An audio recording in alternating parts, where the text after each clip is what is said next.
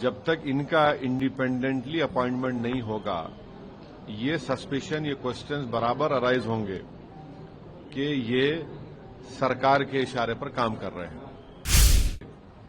कोई president prime minister को resign करवा सकेगा? इन्वेस्टिगेटिंग एजेंसीज को अपॉइंट एग्जीक्यूटिव करती है, यानी सेंट्रल गवर्नमेंट करती है, राइट? चाहे वो आईटी के हों, ईडी के हों, सीबीआई के हों।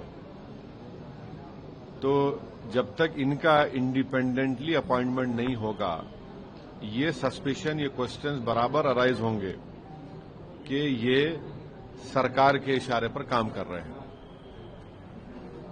ये मैं नहीं कह रहा हूं कि यूपीए के टाइम पे वैसे ही था, अभी भी ऐसे ही है। हमारी पुलिस फोर्स को देख लीजिए आप, एक एसआई के पोस्टिंग से लेकर डीजीपी तक हर पॉलिटिशियन का रिकमेंडेशन पे या तो उसकी कास्ट के ग्राउंड पे होता है, रिलीजन ग्राउंड पे होता है। तीसरी बात यह कि हमने संविधान में यह कहा है कि president of India will be guided by the aid and advice of the council of ministers. ये आर्टिकल है संविधान में। ये प्रपोज बिल ये कह रहा है कि प्रेसिडेंट प्राइम मिनिस्टर को हटा सकता है। कैसा? ये तो क्लैश हो रहा है ना उस आर्टिकल से। दूसरी बात यह कि अब रियलिटी को एक्सेप्ट करिए, कोई प्रेसिडेंट प्राइम मिनिस्टर को रिजाइन करवा सकेगा? बताइए आप। अगर आप हिस्ट्री में देखेंगे तो पीवी नरसिम्हा राव को कोर्ट के ऑर्डर के ऊपर एक इन्वेस्टिगेशन सामने जाना पड़ा, रिजाइन नहीं किए वो। अब यहां पर करना क्या है? गवर्नर, आप सेंट्रल गवर्नमेंट अपॉइंट करती है।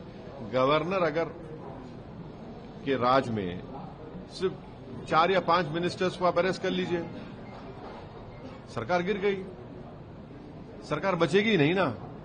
तो इसको कौन कंट्रोल करेगा? यूनियन टेरिटरी में तो पूरा होम डिपार्टमेंट सेंट्रल गवर्नमेंट के पास रहता है। पूरा होम डिपार्टमेंट जो वो तो सेंट्रल गवर्नमेंट के पास रहता है, चाहे वो पुडुचेरी हो, दिल्ली हो, अब आप जेएनके ले लीजिए। तो फिर इंडिपेंडेंस कहां रहा? आप तो कंट्रोल करेंगे ना इनको। सर लेकिन जिस किसी तोते को आपको पकड़ना है या किसी पिंजरे में डालना है, तो ये खुद आपके कंट्रोल में रहेंगे, वो पिंजरे में पड़ जाएंगे। सिर्फ 4 या 5 मिनिस्टर को पकड़ लीजिए, गया गवर्नमेंट चले गई, सरकार चले गई। लेकिन तो नहीं, सुनिए, आप इन तमाम चीजों को इंडिपेंडेंट कर दीजिए, जिसमें कोई सरकार का रोल नहीं रहेगा। उंगली नहीं उठेगी ना आप पे। अगर आप वाकई में मोरालिटी की बात कर रहे हैं, तो जब मोरालिटी की बात कर रहे हैं तो ये भी कानून डाल दीजिए कि जिस किसी को पकड़ा जाएगा वो सेंट्रल गवर्नमेंट के पार्टी में शामिल नहीं होगा। डाल दीजिए आप। इसको क्यों नहीं डालते आप? ये सब चीजें करिए ना। आपकी इंटेंशन, आपकी नेक नियति जाहिर हो जाएगी। सर, जेपीसी का रास्ता खुला है। अभी हमारे एडिटर चीफ के इंटरव्यू में अमित शाह जी ने बोला है कि जेपीसी में जाएगा, जेपीसी में चर्चा होगी, जेपीसी में सारे पार्टियों के लोग हैं, तो उसमें आप बात उठाइए, चीजें होंगी। नहीं, आप मेरे पास आए तो मैं बोल रहा हूं ना। पार्लियामेंट में हमने ये कहा, जेपीसी में नहीं मालूम मैं मेंबर बन पाऊंगा नहीं बन पाऊंगा। स्पीकर साहब से हम रिक्वेस्ट करेंगे, हमको बनाइए, हम ये रखेंगे। मगर जेपीसी में जाएगा जरूर। वो तो लिखा हुआ था एजेंडे में कि इसको पार्लियामेंट की कमेटी को रेफर किया जाएगा। मगर ये जो हमारे एप्रीहेंशंस हैं, इसका क्या होगा बताइए? उसका क्या करेंगे आप? भाई महाराष्ट्र में क्या हुआ? महाराष्ट्र में आपने देख लिया क्या हुआ। हमारे एमएलएस को तोड़ दिया गया। बिहार में 4 एमएलएस चले गए।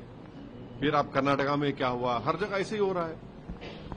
आप इंडिपेंडेंट इन्वेस्टिगेटिंग एजेंसीज को इंडिपेंडेंट कर दीजिए। इसमें कोई सरकार का रोल नहीं होगा, उनके अपॉइंटमेंट में पुलिस फोर्स में नहीं होगा। इंडिपेंडेंट कर दीजिए ना। भाई कॉन्स्टिट्यूशनल मोरालिटी इसमें नहीं आती क्या? फिर बताइए आप। इसमें भी आना चाहिए कॉन्स्टिट्यूशनल मोरालिटी। तो अब आप यूएपीए में डाल देंगे किसी को, यूएपीए लगा दिए। बीएनडबलएस के और पीएमएलए के कई सेक्शंस हैं, आप डाल दीजिए। आराम से बैठिए। 30 दिन नहीं, 3 महीने बेल नहीं होगी। 3 महीने बेल नहीं होगी। जब क्या करेंगे आप? अच्छा, आपको केस लगाने की जरूरत, डिटेन कर लीजिए आप। डिटेन के पावर्स हमने बीएनडबलएस में है। बीएनएस में है, डिटेन कर लीजिए 30 दिन, चला गया वो।